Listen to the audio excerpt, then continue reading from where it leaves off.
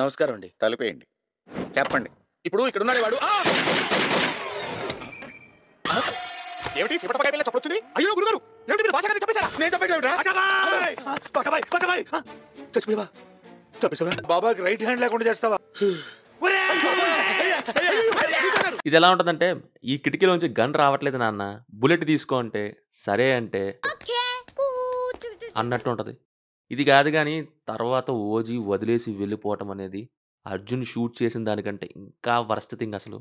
అర్జున్కి తెలియకూడదు అంతే కదా. అర్జున్ దృష్టిలో ఓజీ నెగిటివ్ చేసుకోవడం దీనికి. మళ్ళీ వెనుక ఏదో ఉత్తి పుణ్యానికి రాజ్యాన్ని వదిలేసి వెళ్ళిన వీరుడు, ధీరుడు, సూర్యుడు అనే గీతా బిల్డప్ ఒకటి. ఎన్నాళ్ళు ఇలా కోసం చెయ్యాలి, నాకు ఒక ఫ్యామిలీ కావాలని అనుకుంటే వెళ్ళిపోవాలనుకుంటే వెళ్ళిపోవచ్చుగా, దానికి తొక్కలోది ఎందుకు. ఆ అర్జున్కి చిన్నప్పటి నుంచి ఆ డిప్రెషన్, అగ్రెషన్ ఇవ్వటం దేనికి. తండ్రి ఎలాగో చనిపోయాడని వదిలేస్తే పోయేది. పిల్లోడు అనుకోకుండా చేశాడులే వదిలేండి అని చెప్తే అయిపోయేదానికి. నిందేసుకోవడం ఏంటో, ఓజీ అర్జున్ ఫాదర్కి గన్ను పెట్టి అర్జున్ మైండ్లో ఒక స్టాంప్ వేయటం ఏంటో, అవసరం ఏంటో. ఓ పక్క పాప ప్రాణం పోతుంటే గీతాజీ మీకు కథ చెప్పాలి అని భజన మొదలెట్టడం ఏంటో. ఆ బ్లాస్ట్ లొకేషన్స్ ఓజీకి ఎలా తెలిసాయో. ఏమో నాకు అన్నట్టు తెలిసిపోతాయంతే. గీతాకి కన్మణి చనిపోయిందని ఎలా తెలిసిందో. నీకు తెలుసు. ఏమో నాకు అన్నట్టు తెలిసిపోతాయంతే. తావుడే ఆ పాపని కిడ్నాప్ చేసిన లొకేషన్ అర్జున్కి ఎలా తెలిసిందో. అమ్మని కిడ్నాప్ చేస్తే ఏం చెయ్యు, అదే నాన్నని చంపాడని రివెంజ్ అంటావు. అండ్ ఇంత భజన కంపైలేషన్ చేశాక కూడా ఓమిగడికి ఆర్డీఎక్స్ వెళ్ళిపోద్ది. అగైన్ మళ్ళీ భజన కలెక్షన్. అంత మాత్రాన గీతాయే చెప్పేసి ఉంటే ఆ పాప బ్రతికేది కదా. ఎలాగో గాల్లోంచి వచ్చిన ఇన్ఫర్మేషన్తో ఓజీ ఆ బ్లాస్ట్ని ఆపేస్తాడుగా. సినిమాలో అందరూ ఏదర్ డంబ్గా ఆలోచిస్తారు, లేకపోతే ఇది సైబర్ నేరగాళ్ళ పన్నాకం కావచ్చు అన్నట్టు హ్యాకర్స్లా అయిపోతారు. సుజీత్ గారు ఎంత వరస్ట్ రైటింగ్తో ఎలా తీశారండి. అప్పుడు గ్లిమ్స్ చూసి ఆహా ఓహో అనుకుంటే ఇప్పుడు తలుచుకుంటే తమాషాగా ఉంది. నేనున్నానే పెద్ద ఎర్రుణ్ణి. పవన్ కళ్యాణ్ గారు మొత్తం ఇప్పటికి 3 గ్యాంగ్స్టర్ ఫిల్మ్స్ చేశారు. బాలు, పంజా, ఓజీ. 3 కూడా సిమిలర్గానే ఉంటాయి ఇంచుమించు. బాలు అండ్ పంజాలో ఇన్స్టెడ్ ఆఫ్ భజన స్టోరీయే ముందుకు వెళ్ళిద్ది, బట్ ఓజీలో భజన ముందుకు వెళ్ళిద్ది. అవును, 3 ఫిల్మ్స్ ఉన్నాయి కాబట్టి మాట్లాడుకుందాం. మీకు ఏ సినిమా అంటే ఇష్టం? నాకైతే బాలు ఫస్ట్ ప్లేస్. ఎక్సలెంట్ ఉంటుంది ఆ గ్యాంగ్స్టర్ ఫ్లాష్ బ్యాక్లో నడిచే సెకండ్ హాఫ్. గని యొక్క ఒంటరితనం, క్రిమినల్ హిస్టరీతో పెరిగిన అతని behaviour, physical strength and mental ఎమోషన్తో ఉండే అతను ఒక పార్ట్నర్ పరిచయం అయ్యాక అతను ఎలా చేంజ్ అయ్యాడు అనే పాయింట్ని చాలా బాగా ఎస్టాబ్లిష్ చేస్తారు. సినిమా ఇంట్రోస్లో హీరో ఎప్పుడు అన్లీష్ అవుతాడు అని టీస్ చేయడం కామన్, బట్ ఇంపార్టెంట్ మూమెంట్స్లో చేయాల్సింది సిచ్యువేషన్కి తగ్గ పోర్షన్, నాట్ బిల్డప్ భజన. ఎలివేషన్కి భజనకి చాలా డిఫరెన్స్ ఉంది. అసలు మేము ఎవరో తెలుసా నీకు? మా బ్యాక్గ్రౌండ్ ఏంటి తెలుసా నీకు? సాలి నీకు బ్లేడ్ బండి తెలుసా? చాందీ చౌక్ మస్తాన్ బెలవన్ తెలుసా నీకు? మీకు గని తెలుసా?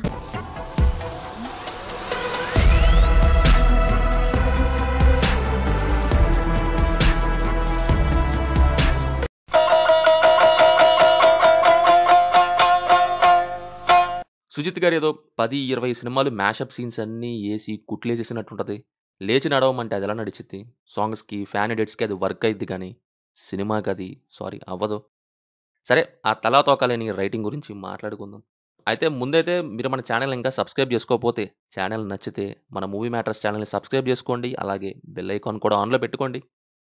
పాయింట్స్లోకి వెళ్తే, సినిమా మొదట ఆఫ్ అయిపోయేది ఎక్కడా అంటే ఆ కంటైనర్ ఉన్న షిప్ సత్యదాదా పోర్ట్కి పంపడం దగ్గరే. ఏం సుజిత్ గారు, ఇండియన్ కస్టమ్స్ ఆఫీసర్స్కి, ఇండియన్ గవర్నమెంట్కి బుర్రలు లేవనుకుంటున్నారా ఏంటి? ఓజీకి 7th sense, 8th sense, 9th sense, 10th సెన్స్లు పెట్టేసి మిగతా అందరికీ సెన్సే తీస్తారా ఏంటి? మరి లేకపోతే ప్రైవేట్ కార్గో షిప్ పోర్ట్స్లో కస్టమ్స్ ఆఫీసర్స్ చెక్కింగ్ ఏం చేయరా? పట్టించుకోరా? జిమ్మీ ఏమంటాడు? గవర్నమెంట్ పోర్టు దగ్గర సెక్యూరిటీ ఎక్కువ ఉంది, దాదా పోర్టుకి పంపిస్తా అంటాడు. అంటే దాదా పోర్ట్లో సెక్యూరిటీ అంత గట్టిగా ఉండదా? ఏ దాదా పోర్ట్ ఇల్లీగల్గా ఏమైనా చేస్తున్నారా ఏంటి? లేకపోతే కస్టమ్స్ ఆఫీసర్స్ని కొనేసాడా దాదా పోర్ట్లో? మరి లేకపోతే ఏంటి? నేషనల్ సెక్యూరిటీకి సంబంధించింది అది. ఒక కార్గోలోని కంటైనర్ కస్టమ్స్ రేడార్లోకి వెళ్ళింది అంటే ఇల్లీగల్గా ఏదో పెద్దదే జరగబోతుందని తెలిస్తే ఒక్క గవర్నమెంట్ పోర్టు దగ్గరే కాదు సెక్యూరిటీ, ఆ కోస్టల్ లైన్లోని పోర్ట్స్ మొత్తం సెక్యూరిటీని టైట్ చేస్తారు. అది ప్రైవేట్ అవ్వని, ఏదైనా అవ్వని. ఇలా కాకుండా ఇటు రాకండి, వేరే పోర్ట్స్కి వెళ్ళండి, కంటైనర్స్ని దింపి బ్లాస్ట్లు చేసుకుని వదిలేసిద్ది ఏంటి గవర్నమెంట్? సేమ్ థింగ్ అప్పుడు పుష్ప 2లో కూడా శ్రీలంకకి వెళ్ళిపోతారంట అంత సరుకు తీసుకొని. శ్రీలంక గవర్నమెంట్ ఏం పట్టించుకోరంట, వాళ్ళకి బుర్రలు లేవు అన్నట్టు. ఫిల్మ్ మేకర్స్ బౌండరీస్ క్రియేట్ చేయడమే మర్చిపోతున్నారు. చూసేటోళ్ళకి బుర్రలు లేవు, 4 యాక్షన్ షాట్స్, 4 భజన షాట్స్ వేస్తే చాలు అనేమో. అంత దూరం వెళ్ళి ఆలోచిస్తేనే కదా డైరెక్టర్ క్రియేటివిటీ ఏముందని తెలిసేది. వన్స్ ఒక కార్గో షిప్ మీద డౌట్ వచ్చింది అంటే అన్ని పోర్ట్స్కి ఇన్ఫో వెళ్ళిద్ది అండ్ కస్టమ్స్ డ్యూటీ టైట్ చేస్తారు. ఇక్కడేంటి గవర్నమెంట్ పోర్ట్లోకి వెళ్ళరంట, సెక్యూరిటీ టైట్ ఉందని ప్రైవేట్ పోర్టిన దాదాకి పంపిస్తారు. అక్కడ కస్టమ్స్ వాళ్ళు ఇండియన్స్ వాళ్ళు కాదా? వాళ్ళు డ్యూటీ చేయరా ఏంటి? ఏదో వచ్చింది పంపించేయండి అని పంపించేస్తారంట కస్టమ్స్ పర్సన్. అప్పుడు పార్దు వచ్చి అడుగుతాడంట ఏముందో చెకింగ్ చేయాలని. దాదా పోర్ట్లోని కస్టమ్ పర్సన్ చేయడా? ఓన్లీ ఆ గవర్నమెంట్ పోర్ట్లోని వాళ్ళే చెకింగ్ చేస్తారా? దాదా పోర్ట్లోని కస్టమ్స్ పర్సన్ అమ్ముడిపోయిన వ్యక్తి. అలాగైతే ఆ గవర్నమెంట్ పోర్ట్లోని వాళ్ళని కూడా కొనేయచ్చు కదా. ఇదే ఒక ఎత్తు అయితే ఇంకోటి ఏంటంటే సీఎం వచ్చి అడుగుతాడు కంటైనర్ ఎక్కడా అని దాదాని. ఆ ఓమికి అంత పలుకుబడి ఉంటే అదేదో సీఎంకే చెప్పి కంటైనర్ని లోపలికి తెచ్చుకోవచ్చుగా. అంత పుల్లు ఉన్నప్పుడు ఎందుకు భయపడ్డారు కస్టమ్స్ వాళ్ళు ఉన్నారు అని? అక్కడ దాదా పోర్ట్లోనే ఉన్నారు కదా కొంతమంది, వాళ్ళ ముందే కదా పార్దుని షూట్ చేసేది. అసలు తల లేదు తోక లేదు ఇక్కడే. ముందేమో హైలీ కాన్ఫిడెన్షియల్ అని బిల్డప్, తర్వాత అందరికీ తెలిసే చేస్తున్నా అన్నట్టు ఉంటుంది మళ్ళీ. అంటే ఏంటి, ఇండియాలోని ముఖ్యమంత్రులు ఇండియాలో బ్లాస్ట్లు చేసుకోమని వదిలేస్తారండి. దీనికి బౌండరీ ఏదర్ గవర్నమెంట్ ఇటు సైడ్ రాకూడదు, సినిమాలో దీని గురించి ప్రస్తావన ఉండకూడదు, ఆర్ఎల్స్ ఇదంతా చాలా సీక్రెట్గా జరుగుతున్నట్టు ఉండాలి. అలా ఏం లేదు. తెలుసు అంటావో తెలియదు అంటావు, చేయకూడదంటావో చేసుకో అంటావు. Just for the sake of భజన బౌండరీని తీసిపడేశారు. బౌండరీ తీస్తే అది 6 or 4 ఎలా తెలిసిద్దండి. Next Omi team, Superman team. Superman team దగ్గరికి నెక్స్ట్ వస్తాను. అంతకంటే ముందు 2-3 చోట్ల దారుణమైన రేటింగ్ గురించి మాట్లాడాలి. అదేంటంటే ఓమీ ఎందుకని నాసిక్కి వెళ్ళాడు? అసలు హాస్పిటల్కి ఎందుకు వెళ్ళావు? వెళ్ళావు ఆ పని కానిచ్చుకొని రావచ్చు కదా. ఇప్పుడు తమ్ముడిని ఒక్కడే పంపే బదులు నువ్వు కూడా వెళ్తే మంచిదే కదా. సరే తమ్ముడు ఒకడు చాలు అనుకుంటే మరి నాసిక్కి నువ్వెందుకు వెళ్ళావు? మళ్ళీ దాదా దగ్గర ఉన్న ఇన్ఫర్మేషన్ కోసం తమ్ముడితో వచ్చాను అంటావు. మరి ఇన్ఫో తీసుకొని వెళ్ళు. ఏదో చాక్లెట్స్ పంపకాలు అయిపోతాయేమో అనేంతలో ఎందుకు ఉరికేవు ముంబైకి? అంటే ఇన్ఫర్మేషన్ చెప్పగానే సరుకు తీసుకొని వెళ్ళిపోదామనండి. దానికి తమ్ముడిని పంపావుగా, మరి నువ్వెందుకు ఇక్కడికి వచ్చావు? సింపుల్. ఇదేంటంటే కన్మణిని ఓమీయే చంపాడు, అది ఓజీకి చెప్పాలి. చివర్లో ఎమోషన్ని కొట్టాలి అని పెట్టారు. అంతకు మించి రీజన్ ఏం లేదు. సరే ఆ ఎమోషన్ అయినా వర్కౌట్ అయిందా అంటే కన్మణి డెత్తే చాలా సిల్లీగా ఉంటుంది. ఇంకా ఆ ఎమోషన్ దానికి ఎందుకు?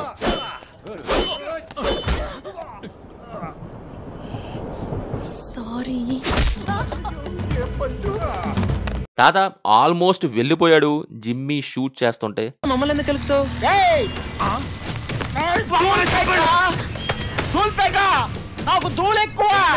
అన్నట్టు ఫైర్ ఎస్టింగ్విషర్ ఇసిరిద్ది కన్మణి. అయినా ఇప్పుడే పరిచయమైన వ్యక్తి కోసం నీ లైఫ్ని రిస్కులో పెట్టి తల్లి లేని పాపం చేసావు. సరే పోనీ నువ్వు పోతే కొంతైనా ఆ ముసలోడికి బాధ ఉందా?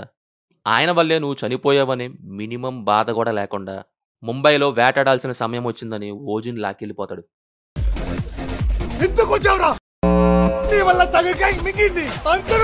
ఇక్కడ ఎలాగో దాదా పాయింట్ వచ్చింది కాబట్టి ఇంకోటి కూడా చెప్పేస్తా. అదేంటంటే చావులు ఒకటే కాదు, దీనికి ఇంకో సిల్లీ పాయింట్ ఏంటంటే ఆ కంటైనర్ దాదాని ఎందుకు దాచాడు అసలు నాకు అర్థం కాలేదు.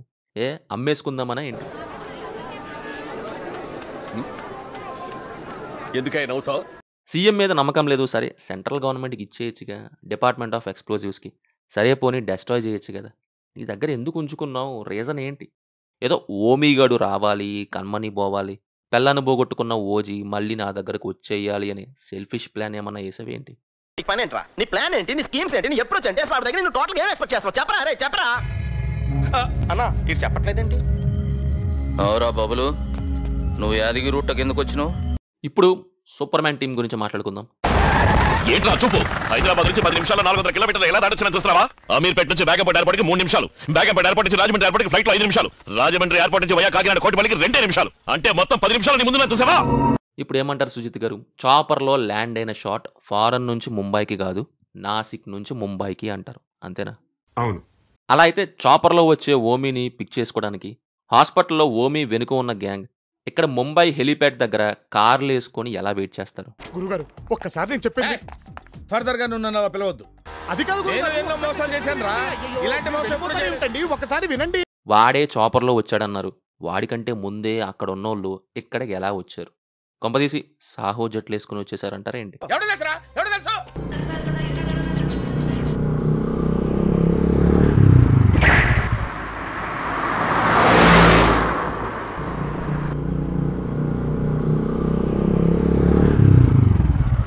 అది ఇస్తాంబుల్ నుంచి ముంబైకి వచ్చారు అంటే వాళ్ళు కార్లతో వెయిట్ చేస్తున్నారంటే ఒక అర్థం ఉంది. వాళ్ళు ఒకరోజు ముందే వచ్చారు లేక కొన్ని గంటల ముందు వచ్చి ఓమీ కోసం కార్లతో వెయిట్ చేస్తున్నారు అని. నాసిక్ నుంచి ముంబైదైతే హాస్పిటల్లో వెనుకున్నారంటే ఇక్కడ చాపర్లోంచి దిగాలి. బట్ అక్కడ అలా ఉండదు. ఓమీ కోసం వెయిట్ చేస్తున్నారు హెలీప్యాడ్ దగ్గర అనేలా ఉంటుంది. అంటే ఏంటి, హాస్పిటల్లో కనమణిని షూట్ చేసి మంగళసూత్రం దొంగతనం చేసి కార్లు వేసుకొని హెలీప్యాడ్ దగ్గరికి వెళ్ళి చాపర్ ఎక్కి స్నానం చేసి డ్రెస్ మార్చుకొని నాసిక్ నుంచి ముంబైకి ట్రావెల్ చేసి ముంబైలోని హెలీప్యాడ్ మీద దిగి అక్కడి నుంచి పోర్టుకు మళ్ళీ కార్లు వేసుకొని వెళ్ళాడు. ఈడు కార్లు వేసుకుని రింగారింగా అంటూ ముంబై నాసిక్లో తిరుగుతూ ఉంటాడు. చాపర్లో వెళ్ళిపోతాడు. ఈడికంటే ముందే వీళ్ళ టీం ముంబైకి వెళ్ళిపోయి చాపర్లో వెయిట్ చేస్తూ ఉంటారు. సూపర్ మ్యాన్ లిఫ్ట్ ఇచ్చాడో లేక సాహో జెట్లు వేసుకొని వెళ్ళి చాపర్లో వచ్చే ఓమీని పిక్ చేసుకోవడానికి వెయిట్ చేస్తున్నారు. ఇదంతా సూపర్ స్పీడ్లో 20 మినిట్స్లో అయిపోయిందంటారు. ఓమీకి ఇది ఇంతే టైం. కానీ ఎప్పుడో ఊరికి ముందు హాస్పిటల్కి వచ్చినప్పుడు ఫోన్ చేస్తే గన్ ఫైరింగ్ అప్పుడు రాడు ఓజీ. ఓమీ కన్మణిని షూట్ చేసేటప్పుడు రాడు. వాడు పోర్టుకి వెళ్ళిపోయి పాపను షూట్ చేసి అక్కడ ఎలివేషన్ పడుతుంటే అంతా అయిపోయాక హాస్పిటల్కి వచ్చి అయ్యో కన్మణి అని ఏడుస్తాడంట. మంగళసూత్రం దబ్బేసిన ఓమీ ఏమో హాస్పిటల్ నుంచి కార్లు వేసుకుని హెలిప్యాడ్కి వెళ్ళాడు. మళ్ళీ హెలిప్యాడ్ నుంచి కార్లు వేసుకుని పోర్టుకి వెళ్తే ఈలోపు నాసిక్లోనే గ్యారేజ్లో ఉన్న ఓమీ ఏమో హాస్పిటల్కి రాలేకపోయాడంట. కార్లు వేసుకొని హెలిప్యాడ్ నుంచి వెళ్ళే వాళ్ళకి ట్రాఫిక్ రూల్స్ ట్రాఫిక్ జామ్లు లేవా? ఓజీకి మాత్రమే ట్రాఫిక్ రూల్స్ ట్రాఫిక్ జామా? సరే మీరన్నట్టే 20 మినిట్స్లో చాపర్ వేసుకున్నా ముందు కార్లు వేసుకొని హెలిప్యాడ్ దగ్గరికి వెళ్ళాలి, అదొక టైం. మళ్ళీ హెలిప్యాడ్ నుంచి కార్లు వేసుకొని పోర్టుకి వెళ్ళాలి, అదొక టైం. ఇదంతా ఏమైంది? డైరెక్ట్గా చాపర్లో హాస్పిటల్ పైన హెలిప్యాడ్ ఉంది, అక్కడ ల్యాండ్ అయ్యాడు. డైరెక్ట్గా పోర్ట్లో చాపర్ వేసుకొని ల్యాండ్ అయ్యాడైనా చూపించారా అంటే అది లేదు. పోర్టుకి కార్లు వేసుకొని వెళ్ళాడు. మళ్ళీ ట్రావెలింగ్ అంతా 20 మినిట్సే అంటారు. అదేంటో కార్లు వేసుకొని హెలిప్యాడ్ దగ్గరికి వెళ్ళడానికి అయిపోద్ది కదండి ఆ 20-30 మినిట్స్. మళ్ళీ అవతల కార్న్ఫీల్డ్ నుంచి ఫోన్ కాల్ వచ్చేస్తుంది, అది పిక్ చేయాలిగా వెళ్ళి. టైం ల్యాప్స్ అసలు సింకే ఉండదు. సుజిత్కే తెలియక వదిలేసినట్టు ఉంటుంది. పోర్ట్లో ఉన్న గీతాకి నాసిక్లోని హాస్పిటల్ నుంచి ఫోన్ కాల్ వచ్చింది. ఫోన్ పెట్టేయగానే సేమ్ టైంలో ఓమీ పోర్టుకు కార్లు వేసుకొని వచ్చేస్తాడు. తర్వాత ఏమో వీడియో అక్కడ నాసిక్లో షూట్ చేసి వచ్చా అంటాడు. 20 మినిట్స్ చాపర్ అంటారు, సరిపోయిందంటారు. మరి కార్స్ ట్రావెలింగ్ అంటే ఏమో అంటారు. మరి ఎందుకు కార్లు చూపించారంటే అండ్ సుజిత్ గారి లాజిక్ ప్రకారమే చూసుకుంటే హాస్పిటల్లో ఫైరింగ్ అయిపోయాక ముంబైలోని హెలిప్యాడ్ మీద హెలికాప్టర్ ల్యాండ్ అయ్యి కార్లలో వెళ్లే షాట్ పడాలి. కానీ సినిమాలో ముంబైలో చాపర్ ల్యాండింగ్ షాట్ని హాస్పిటల్లో ఫైరింగ్ స్టార్ట్ అవ్వక ముందే వేస్తారు, ముంబైలో దిగి ట్రావెలింగ్లో ఉన్నట్టు. ఫైరింగ్ అయిపోయాక ముంబైలో చాపర్ ల్యాండింగ్ షాట్ వేసారి అనుకుందాం. అలా చూస్తే ఓజీ అంతసేపు నాసిక్లోనే ఉన్న గ్యారేజ్లో ఏం చేస్తున్నాడు? వీడేమో నాసిక్ ముంబై రోడ్ల మీద నుండి తిరుగుతూనే ఉన్నాడు. అక్కడ ఓజీనేమో ఏం చేస్తున్నట్టు? ఇప్పుడు చాపర్కి 20 మినిట్స్ సరే వేశాను. హాస్పిటల్ నుంచి హెలిప్యాడ్కి 20 మినిట్స్ వేసుకుందాం, తక్కువలో తక్కువ. ముంబై హెలిప్యాడ్ నుంచి పోర్టుకి కారులో వచ్చాడు, అదొక 20 మినిట్స్ తక్కువలో తక్కువ అనుకుందాం. మొత్తం ఎంత? 1 అవర్. అదేం కాదు, జట్టి స్పీడ్లో చేశాడు అని అనుకొని 20 మినిట్సే తీసుకుందాం. అక్కడ హాస్పిటల్లో ఫైరింగ్ అయిపోయిన వెంటనే దీనా కాల్ చేస్తాడు, ఇక్కడ అందరూ ఆల్అవుట్ అని. కాల్ కట్ చేసేలోపే గీత ఎదురు ఓమీ ఉంటాడు. మరి అసలు 20 మినిట్స్ చాపర్ అనే పాయింట్ అసలు ఎలా ఎలా ఎలా? కొంపదీసి ఆ దీనా 8కి కాల్ చేశాడు, గీత 8:30కి మాట్లాడిందంటారేమో, టైం ట్రావెల్ ఫోన్ కాల్ లాగా. ఇప్పుడు ఫైరింగ్ కంప్లీట్ అయిన వెంటనే కదా దీనా కాల్ చేసింది గీతాకి. ఆ కాల్ కట్ చేసేలోపే ఓమీగడు ముందుంటాడు. సరే దీనా లేటుగా కాల్ చేశాడు అనుకుందాం. ఏం చేస్తున్నాడు? ఎందుకు? నిద్రొస్తే నిద్రపోయాడే ఏంటి అక్కడ? సరే ఇంకోటి చూసుకుందాం. ఆహా ఇప్పుడు అన్నట్టు కాదు, ఆ చాపర్ ల్యాండ్ అయ్యే షాట్ నాసిక్లోదే అనుకుంటే yes, cinema wise time line set అయ్యిద్ది. బట్ స్టిల్ ఆ 20 మినిట్స్ చాపర్ని ఎలా వేసుకున్న సినిమాలోని సీన్స్కి అతకదు. ఇక కాస్ట్యూమ్స్ అయితే ఫుల్ బొక్కబడిద్ది అండ్ వెహికల్స్ ప్రకారం కూడా సెట్ అవుతుంది. సేమ్ వెహికల్స్ నాసిక్లో, సేమ్ వెహికల్స్ ముంబైలో. చాపర్లో దిగేటప్పుడు బ్లాక్ డ్రెస్లో ఉంటాడు ఓమీ, హాస్పిటల్లో ఇంకో డ్రెస్, మళ్ళీ పోర్టులో బ్లాక్ డ్రెస్. సో కుదరదు. ఈ మధ్య ఇది ఎలా అయిపోయిందంటే, మొన్న లోకేష్ వచ్చి లియోలో ఫ్లాష్ బ్యాక్ బాలేదంటే అది ఫేక్ అని అల్లేసినట్టు 2 షార్ట్స్ షూట్ చేసి ఏదో ఒక వర్షన్ పెడదామనే థాట్ పెట్టుకొని చివరికి 2 పెట్టేసి ఎలా అతికించాలో తెలియక ఆ భజన కలెక్షన్లో వీళ్ళ ముఖాలకి ఇవేం కనిపించలేని వదిలేసి రిలీజ్ అయ్యాక ఇదేంటి సార్ అంటే సింపుల్గా చాపర్ వేసుకొని వచ్చేసారు అని చెప్పేస్తే అయిపోద్దని అల్లేసినట్టు అయిపోయింది. కనిపించని హెలికాప్టర్ అని చెప్పేశారు, బట్ కనిపించే థింగ్స్లో అన్ని బొక్కలే. అసలు అది కంటిన్యూస్ షాట్ అయితే డ్రెస్ ఎందుకు మారింది? సరే మారితే మారింది, చిరాకేసి మార్చుకున్నాడు అనుకుందాం. ఈ సూపర్ మ్యాన్ కంటే వీటి టీం అంతా ముందే వచ్చి ఎలా వెయిట్ చేస్తున్నారు హెలిప్యాడ్ దగ్గర. నాసిక్ నుంచి రిటర్న్లో చాపర్ వేసుకొని ముంబైకి వెళ్లే షాట్ ల్యాగ్ ఎందుకని లేపేశామన్నారు. కంటిన్యూటీ షాట్ని ఎవరో లేపుతారు సుజిత్ గారు? షార్ట్ తీసేయటం కాదు, ముందా ఎడిటర్ని తీసేయాలి. టైం ల్యాబ్స్ పెట్టలేదన్నారు, సెకండ్ హాఫ్ అలా అవ్వటానికి కూడా ఏంటో చెప్పారు. ఎనీవే మీ తప్పు కూడా ఉందని ఒప్పుకున్నారు రైటింగ్ పట్ల, ఇంకొకరి మీదకు తోసేయకుండా మంచిది. బట్ స్టిల్ ఎందుకో ఫ్రస్ట్రేషన్ వస్తుంది మాస్టర్. ఇన్నేళ్ళు కూర్చొని రాసింది ఈ తలాతోకలని భజన కలెక్షన్ అని. అండ్ ఆ రేంజ్లో భజన పెట్టాలని ఎలా అనిపించిందండి. ఓ పక్క పాప ప్రాణం పోయేలా ఉంటే ఆ గుండంకుల్ సమాధానం చెప్పి పాప ప్రాణం కాపాడుకోమంటే మీకో కథ చెప్పాలి అని బిల్డప్ ఇచ్చిద్దేంటి గీత. పాప ప్రాణమా బొక్క, నాకు భజనే ఇంపార్టెంట్ అనేంతలా ఉంటుంది ఇదైతే. ఇంకా పెళ్ళాం పోయి చితి అంటిస్తుంటే కూతురే సడన్ షాకింగ్ డ్రామాలో ఉంటే వేవి వదిలేసి ముంబైకి వెళ్దాం, నువ్వు వేటాడే సమయం వచ్చిందంటాడు ముసలుడు. అరే చనిపోవటమే సిల్లీగా ఉందనుకుంటే ఎమోషన్ కూడా సిల్లీగా చేసి పడేశారు. అంటే ఇప్పుడు ఏంటి ఏడుస్తూ కూర్చోవాలా అంటారేమో. మరి అలాంటప్పుడు పెళ్లి బొక్క ఎందుకు పెట్టారు? ఎమోషన్ కోసమే కదా. అది లేకపోతే ఎలా? అట్లీస్ట్ ఉండాలి కదా ఎమోషన్. ఏదో వారాల తరబడి కూర్చోనక్కర్లేదు, ఆ లాస్ని చూపియాలి కదా. నెక్స్ట్ పాయింట్ వచ్చేసి ఆ గాల్లోంచి వచ్చే ఇన్ఫర్మేషన్ గురించి మాట్లాడాలి. ఎందుకు సుజిత్ గారు భజనకు ఆ హడావుడి? స్టోరీ టెల్లింగ్ని ఎందుకు కట్ చేయడం? లేక ఓజీకి హ్యాక్ చేసి ట్రాక్ చేసే టెక్నాలజీ ఏమన్నా తెలుసా? అదేదో చెప్పచ్చుగా మాకు. డైరెక్ట్ గా main company fire wall crack చేసి హ్యాక్ చేస్తే ఆ బాంబ్ బ్లాస్ట్ల లొకేషన్లు ఇక్కడా అని చెప్పేస్తాడు ఓజీ. బర్త్డే అంట చేస్తాడంట, సరే ఫైన్ ఓకే, బట్ లొకేషన్స్ ఎలా తెలుసు? అదేంటో వాళ్ళు ఆ లొకేషన్స్కే వెళ్తారు, తలలు లేపి తీసుకొచ్చేస్తారంట. జస్ట్ ఈ ఒక్క పాయింట్ మీద చాలామంది సినిమాలు తీస్తుంటే ఇక్కడేమో ఆ ఇన్ఫర్మేషన్ గాల్లోంచి వచ్చేసింది అని వేసేస్తారు. ఇంకో దారుణమైన విషయం ఏంటంటే అమ్మాయి ఎక్కడుందో తెలుసుకునే ప్రయత్నం ఏం చేయడు మన అర్జున్. నాన్న చనిపోతే రివెంజ్ అంటాడు.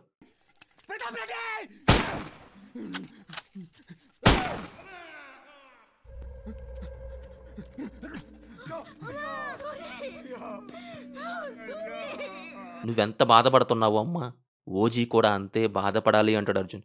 కానీ అమ్మని కిడ్నాప్ చేస్తే స్మోక్ చేసుకుంటూ కూర్చుంటాడు. బట్ పాపని వెతకడం కోసం వెళ్ళిపోతాడు. సరే చిన్న పాప, తన వల్లే ఇదంతా జరిగిందని గిల్ట్ అనుకుందాం. ఎలా తెలిసిందన్నా నీకు ఆ ప్లేసు? నాగలింగం ఎవరు? అమ్మ ఎక్కడుందో తెలుసుకోవడానికే ఓజీ తావుడేగాన్ని బెదిరించి లాక్కున్నాడు. Between best scene in the entire movie.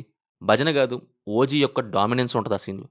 కానీ అసలు నువ్వు ఎవరిని బెదిరించావు? అసలు నీకు ఆ ప్లేస్ ఎలా తెలిసింది? వాళ్ళు ఇంట్లో లేరు కదా ఏదో వెళ్ళిపోవడానికి, సమ్ హిడెన్ ప్లేస్లో ఉన్నారు. అది ఎక్కడో ఎలా తెలుసు? హ్యాకర్ ఓజీ ఏమన్నా చెప్పాడా? ముందు చెప్పాలంటే నేను 2 లెంపకాయలు వెయ్యాలిగా ముందు. ఇవన్నీ ఎలా అనిపించిందో తెలుసా? అండ్ చివర్లో డేవిడ్ బై గడికి లైవ్ స్ట్రీమింగ్ ఎవరు పెట్టారు అసలు? న్యూస్ చూడాల్సింది కాస్త ఆ బ్లాస్ట్లో అవ్వబోయే లొకేషన్స్ని లైవ్ స్ట్రీమింగ్ చూస్తుంటాడు. ఆ టైంలో నీకు లైవ్ స్ట్రీమింగ్ ఎవరు ఇచ్చారయ్యా? ఇంకా చూస్తే ఆ యకూజా లీడర్ వచ్చి భజన చేస్తాడు. ఒరే నువ్వే మెయిన్ విలన్ అనుకున్నారా నెక్స్ట్ పార్ట్లో? ఓజీ గురువునే వేసేసావంటే నువ్వేదో తోపు అనుకుంటే నువ్వు వచ్చి భజన చేస్తావేంట్రా నాయన. ఇంకోటి ఆ గీతాకి కన్మని పోయిందని అలా తెలుసు. దేనా జస్ట్ హాస్పిటల్లో జిమ్మీ గ్యాంగ్ ఫైరింగ్, ఎవరిని వదిలిపెట్టలేదని అంటాడు అంతే. కన్మని గురించి ఏం చెప్పడు కదా. సరే మనకు వినిపించలేదు చెప్పాడని అనుకుందాం. దేనాకి ఎలా తెలుసు కన్మని గురించి?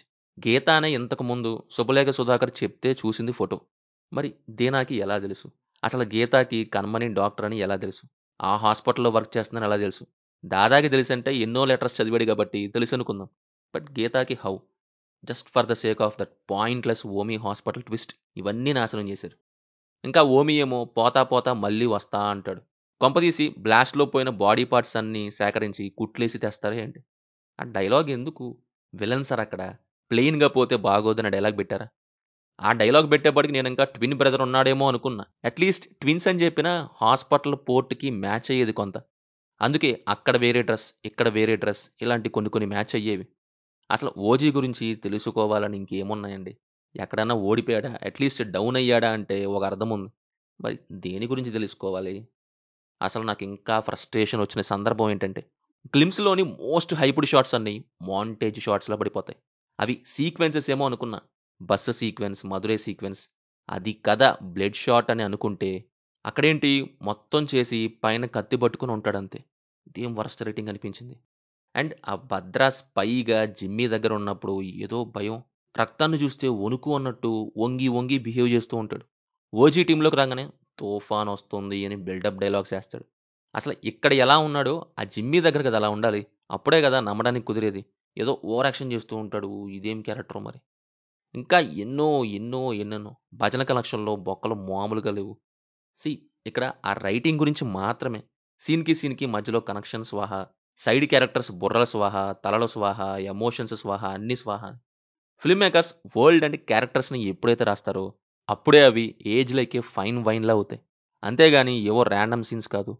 ఎప్పుడు తెలుసుకుంటారో ఏమో film makers. Sujith garu star hero fan అనే షాడో నుంచి బయటకు వచ్చి తీసుంటే బాగుండేది. కల్ట్ ఫ్యాన్ కల్ట్ ఫిలిం తీస్తారు, ఇలాంటి కల్తీ ఫిలిం కాదు. ఫ్యూచర్లో కూడా ఇలా ప్రెజర్ అవ్వకండి, ఇలా తీయకండి. మూవీ రికగ్నిషన్ అనేది far more greater than fans భజన. మీకు తెలియంది కాదనుకోండి. అలాగే ఒకటి ఎప్పటి నుంచో చెప్పాలనిపిస్తుంది. ఎందుకని ఇప్పటి డైరెక్టర్స్ రైటర్స్ని పెట్టుకోరో అర్థం కావట్లేదు. రిటర్న్ అండ్ డైరెక్టెడ్ బై అనే ట్యాగ్ కోసం సినిమాని డెస్ట్రాయ్ చేయాల్సిన పని లేదు కదా. మీరుండండి, ఇంకా వేరే వాళ్ళని హైర్ చేసుకోండి. క్రెడిట్స్ అంతా నాకే అనే దాని నుంచి బయటకు వస్తే మంచి సినిమాలు వస్తాయి. లేకుంటే విజువల్స్, మ్యూజిక్, టెక్నికల్ వర్క్ బాగుందని అనుకోవడం తప్ప సినిమాని అప్రిషియేట్ చేసే రోజులు రావు. అది మ్యాటర్ మాస్టర్. భజన కలెక్షన్లో దారుణమైన బొక్కలు ఇంత వరస్ట్గా రాస్తారు అనుకోలేదు. అండ్ గ్యాంగ్స్టర్ ఫిలింని రొటీన్ రొట్ట సేవియర్ టెంప్లెట్ ఫిలిం చేసేస్తారని అస్సలు అనుకోలేదు. మీరేమంటారు? కింద కామెంట్ చేయండి. నచ్చితే లైక్ చేయండి అండ్ మన ఛానల్ని సబ్స్క్రైబ్ చేసుకోండి. Will meet in next video. Thank you. జై హింద్.